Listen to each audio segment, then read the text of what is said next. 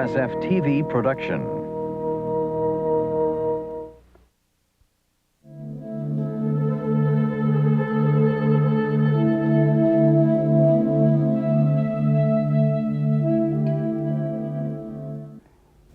Welcome to Arts Inside Out, close-up looks at the visual and performing arts in this state of the arts. We're going to deal with space in this program, wide open space, personal artistic space, and no space at all. What do you think of when you hear the phrase wide open spaces? Yep, the Old West. And what do you picture of the Old West? Of course, the man on horseback or the men on horseback. And no one pictured it more vividly than Frederick Remington. He presented the West as no one had before. He drew cowboys and Indians, bigger than life. He mythologized the West. But did you know he also went south to Florida twice? He was one of the Hearst reporters who stayed at the Tampa Bay Hotel waiting for the Spanish-American War to begin. And before that, he came down to take a look at the cracker cowboy. He wrote an article and drew illustrations. What did he think of them? To find out the answer, we talked to Hattie Lenfesty of the Henry Plant Museum. She did some crackerjack work and curated a show entitled Frederick Remington Slept Here. Hattie, how did you happen to curate this exhibition in the first place? Well, Sandy, it was almost an accident. We were working with slides for slide presentations for tour groups, and one of the slides that came from who knows where was supposed to be a drawing of an early settler by Frederick Remington. And so when we began to get to the centennial time, I thought, there must be others. There must be other drawings. He must have been here before he was here during the Spanish-American War. And so I started to look. And one of the things that I did was get in touch with Peggy Samuels, who I think has written what they think may be the definitive biography of Frederick Remington. And she wrote back and told me that that he had been here on 2 occasions, and that there were one series was called Cracker Cowboys, and the other one was a sporting picture about tarpon fishing when he was down here looking for new subject matter. So we started. And we began to call, and as we called around to try to locate libraries who might have copies of those early Harper's Weeklies, we discovered who had them, and then they said they would send copies of the pictures, and they sent, and we were appalled. We discovered that while the text of his articles was wonderful, the pictures were gone. In the process of transferring from the original magazines that these libraries used to have and putting them on microfilm, the quality of the microfilm was poor in the beginning, and all of this work that had been transferred was no longer intelligible. You almost couldn't determine what the images were. How did you finally come to the originals? Well, we began to hunt further and further to try to find libraries that might still have the originals. Now, we found some that had the originals, but they were in such poor condition, they had become so brittle that they couldn't be photographed. Finally, we found one group of photographs one group of originals in the library at Tallahassee, and we found another group at the Library of Congress. Interesting. But this was only after much searching by Art Bagley at the University of Tampa Library, and who helped us a lot, and a great deal of research to try to find these things. And we developed a great feeling of urgency, because we said, if these aren't saved, if we don't preserve some of these images, they will be gone. Right. And so that was what spurred us on and made us want to go ahead and do a show on Remington's work in Florida. It wasn't a period that he was very proud of. He was not happy with the resolution of his visit, and so he tended to not pay any attention to it. And the people who write the books about Remington have not written about it because Remington didn't like it. And so they don't put any importance on the work that was done here. It's different from the Western work. It has a different feel to it. And I think it's important for people to understand, in looking at Remington, that part of what he did was done in Florida, and part was significant, although it was a small amount compared to his full body of work. Remington was very important as an illustrator. We have to remember that this was before the days of easy photography and the quick image. So the customary process for people to be able to see things was to have an illustrator who could do sketches, maybe send just sketches back to the magazine or newspaper where they could be finished even by other people who were there to give them the necessary details and things that they needed.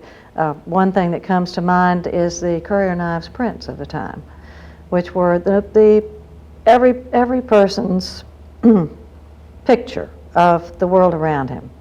And these were mass-produced by groups of artists who sat around a table and took the original lithograph, passed it around, each one applied a color, and they pushed them on out the door. Remington was familiar with those. The notion of someone else working on his pictures was not annoying or bothersome to him. It was strictly a working relationship. And as he grew and his creative abilities flourished, I think his ability as a creative artist, a creative painter, overtook his skill and cleverness as an illustrator. Mm-hmm. But I think it's always evident, I think one of the reasons that his images have shaped that world for us is that he had the selective eye of the creative artist all along. And in fact, probably never saw many of the things that he painted paintings of. He saw the elements of those paintings, and he took those and cleverly and very creatively combined them to present the vision that he wanted people to see. And he presented the West and Florida in the way that he wanted people to think about it. Well, Remington had an interesting eye for movement. Well, I think that's true, and I think also there's something else working in his popularity today, and that is that in a strange way he seems to have had the eye of a cinematographer more even than an easel painter. And because of the way he selects his subjects and puts them right before your eyes, the emphasis is always on the principal subject, never on the grand background and the grand countryside like Bierstadt, some of those people. And that is what our television eyes are looking for. The action. The action, the central figure, the close-up, the characters, mm-hmm. the expressions, the vitality of that image. His period in Tampa was interesting. It gave rise to one of the most famous quotes between him and his employer of the time, which was Hearst. Remington wired and Mr. Hearst and said he would like to come home. Mm-hmm. And Hearst wired back and said, he said, there is no war here. And Hearst wired back and said, you provide the pictures, I'll provide the war. And so when the Spanish-American War finally bloomed under Mr. Hearst's careful tending, right, then he wanted to be there. When he was there and began to be involved in it, I think he had no stomach for it. Interesting. I think he couldn't really face it when he found it. Remington's first trip to Florida produced his Cracker Cowboy series. That's right. That was in 1894. He came here. It was during a period when the West was closing down. The fences were going up, and he began to see that the West that he loved and wanted to portray was very rapidly going away. The railroads had spanned the country, and he came to Florida hoping to find a new frontier, hoping to find new images and new heroes for his paintings to present to his public. And he was very disappointed in what he found. He found not the strong individualist that he had found out West. He found sharecroppers and people who were working for pay on little pieces of property. Florida wasn't ready. And it never followed the same patterns that the West followed because of its geography. But he took those images that he found, took them back with him, and superimposed them on that Western cowboy. I think it's interesting that he couldn't find it in himself to pull that image out of the West that he knew. So he transplanted it from Florida to show this poor cowboy out west who was so depressed because his range was closed and the fences were up. In case you're wondering what Remington wrote about these cracker cowboys, here's an excerpt from his 1895 Harper's New Monthly Magazine article with illustrations. Two very emaciated Texas ponies padded down the street, bearing wild-looking individuals whose hanging hair and drooping hats and generally bedraggled appearance would remind you at once of the Spanish moss which hangs so quietly and helplessly to the limbs of the oaks out in the swamps. There was none of the bilious fierceness and rear and plunge which I had associated with my friends out west, but as a fox terrier is to a yellow cur, so were these last. They had about $4 worth of clothes between them and rode McClellan saddles with saddlebags and guns tied on before. The only things they did which were conventional were to tie their ponies up by the head in brutal disregard and then get drunk in about 15 minutes.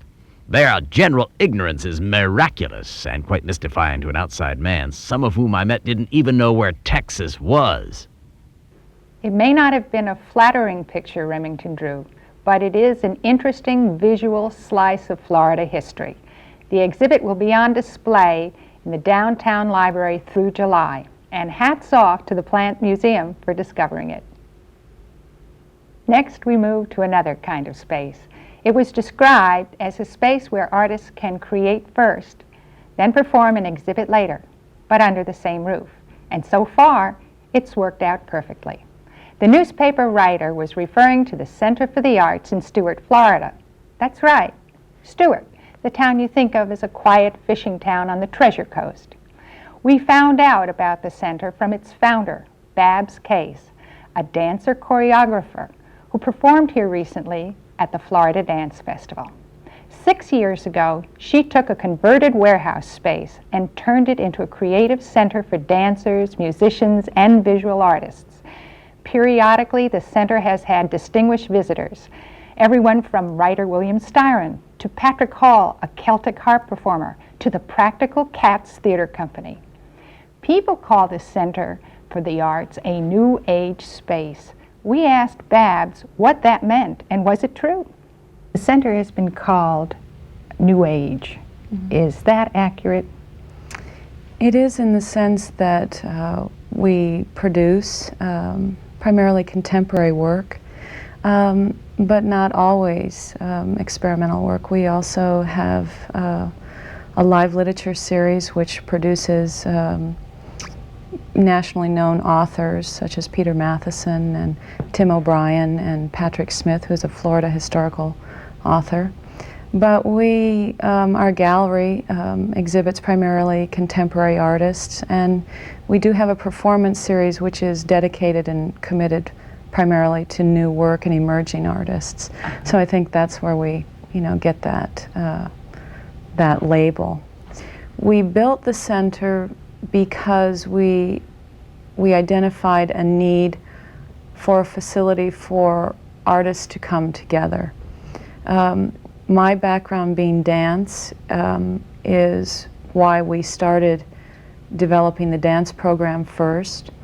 But I also have a strong philosophy in the interdisciplinary work.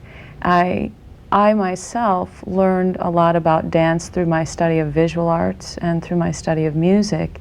And so I wanted to have a space or a facility where the work could be overlapping, where dancers could learn about music and where dancers could walk through an art gallery and learn by seeing and studying art also.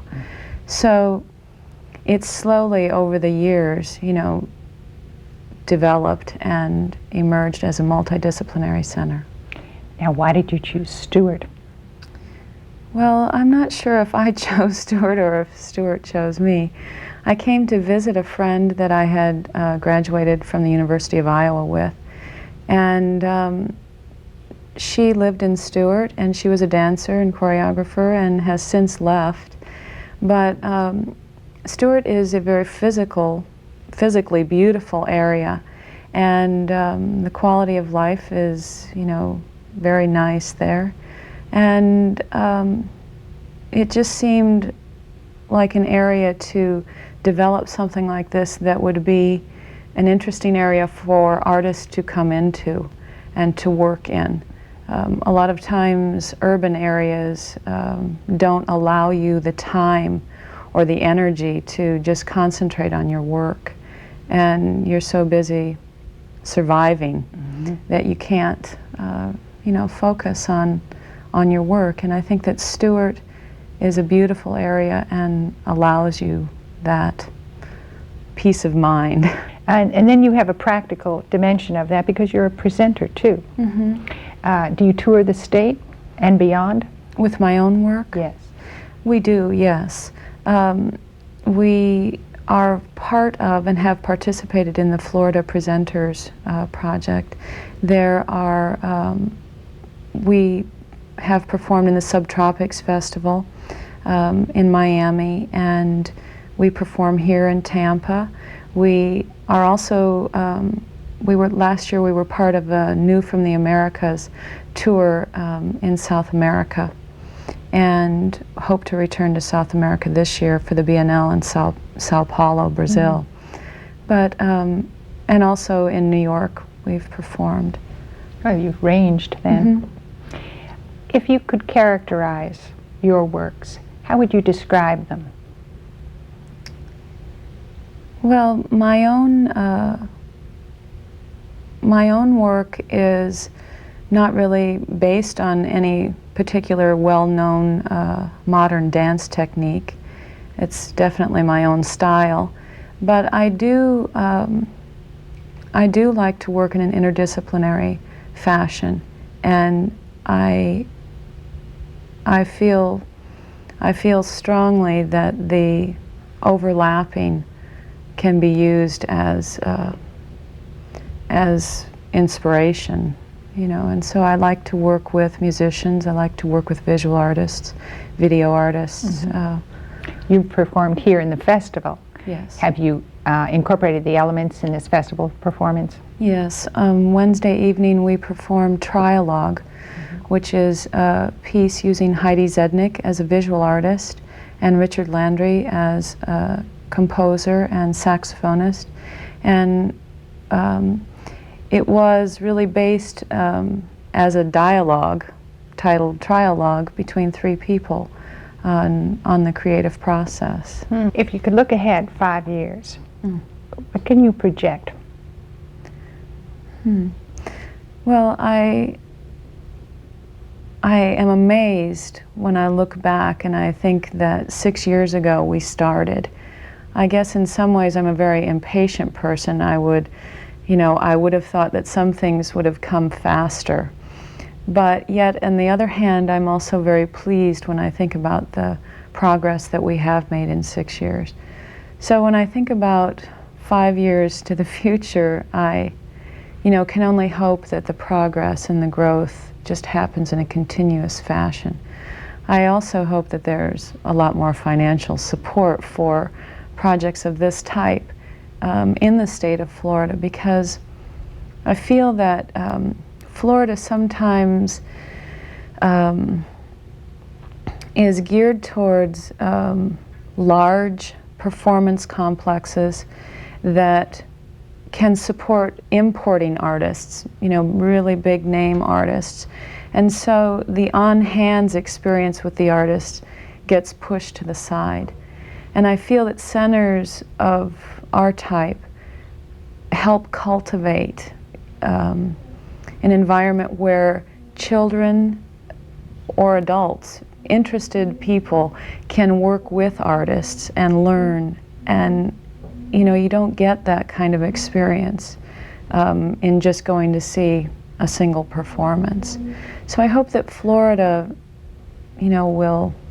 will recognize the significance of centers of our type and, can help cultivate financial support for us.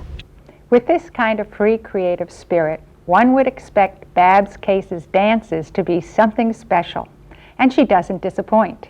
Here's an excerpt from her work, Trialogue. Watch the painting on the screen behind her develop, along with the choreography and the music.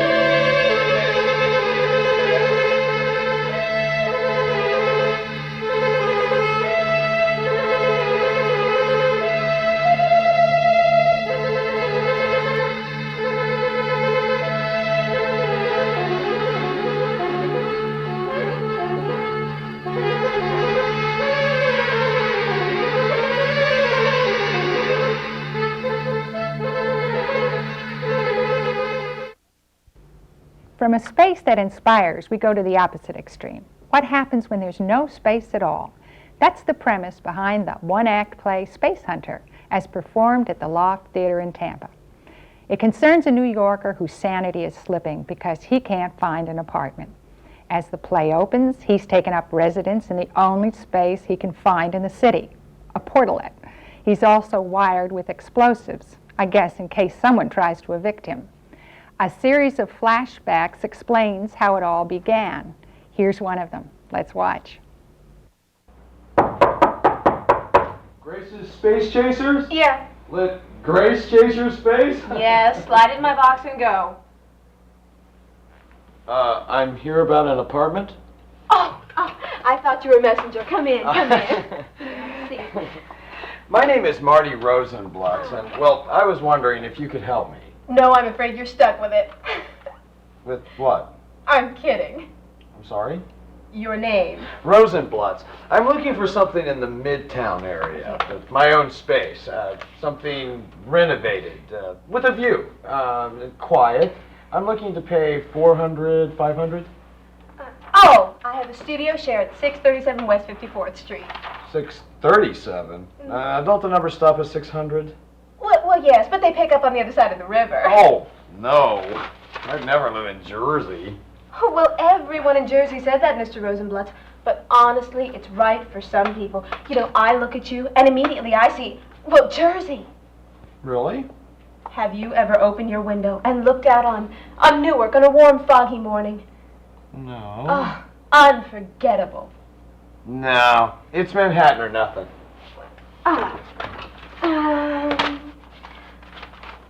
I do have something on the severe Upper West Side. 450, you can be in Manhattan. Literally? Well, only literally. It's 149th Street. But No. I want to be where it's happening.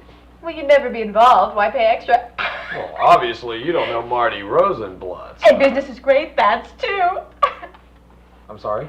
I'm counting my blessings. I don't understand what you're saying. Oh, 3. Look, can you help me or not? I can. I can help you face reality. I can get you what you want. Studio, Midtown View. Well, thanks, Grace. 1,500. A month? Darling, my lowest listings in Manhattan start at 800. I'm not falling for that. You think I'm some kind of illiterate country bumpkin. Oh, no. I think you're a literate Long Island schmo. 800 is the best you'll find. You call yourself a space chaser? No, thank you. I'm a Rosenblatt, and we know how to get what we want, and I'm not going to stop until I get the space I want, in the place I want, at the price I want, and with who I want.